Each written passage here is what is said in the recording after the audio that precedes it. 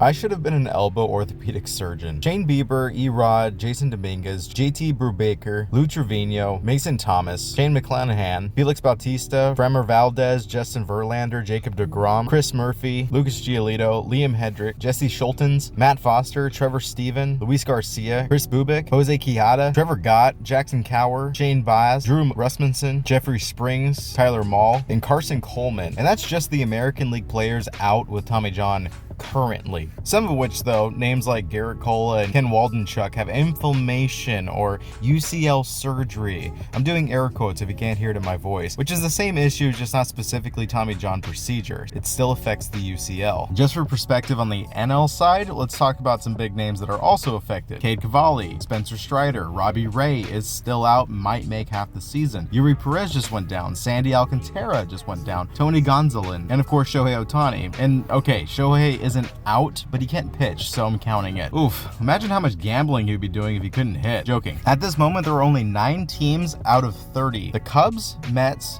Brewers, Blue Jays, Tigers, Twins, Phillies, Padres, and Cardinals that are without a UCL injury, and still across the MLB, the average UCL injury per team is 2. Across the board, there are only 7 aces, and I'm talking Cy Young contending pitchers active for 2024. Luis Castillo, who honestly has had a terrible start for the first 3. I don't even know if he's Cy Young worthy. George Kirby, Corbin Burns, who's been awesome. Tyler Glasnow, who has had Tommy John already and the internal brace, but hey, it's fixed and worked for him now. Pablo Lopez, Tariq Skubal, and maybe Yamamoto after his rough start. So it's causing this, and it's up for debate. With batters getting better at hitting and getting used to seeing 100-mile-an-hour pitches and 90-mile-an-hour breaking balls, it's hard to simply tell pitchers to slow it down when the whole career has been throw hard and add spin. Well, speaking of spin, Dallas-based orthopedist Keith Meister, who has been like the replacement for retired James Andrews as the man that no pitcher wants to see, in quotes, cited that the sweeper and power changeup are adding stress to the UCL, significantly increasing tears and strains. So what do? Do we ban pitches? Do we find new ways to throw the ball? Do we tell pitchers to get a mandatory internal brace before they come to the MLB? Change it to 2 strikes and you're out instead of 3 strikes because pitchers are throwing softer? Or do we just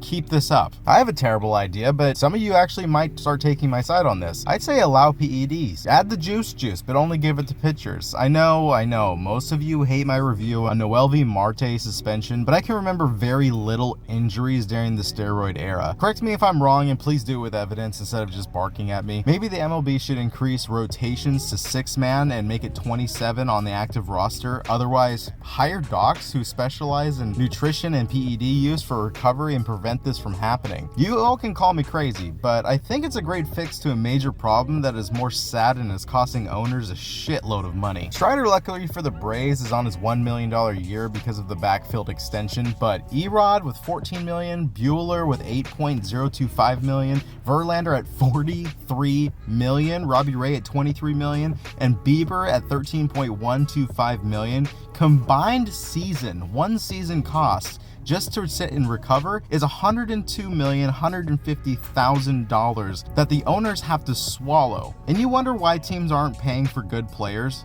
Well, the pitching side, too much risk at this point. Cole alone is costing the Yankees $36 million, and he isn't expected to be back anytime soon. Owners, players, and fans all want this to be solved. Leave your solution down in the comments. I'll send it to the MLB Commission. Let's see if we can make something happen. Like the video if you learned something today, and subscribe for more. Later.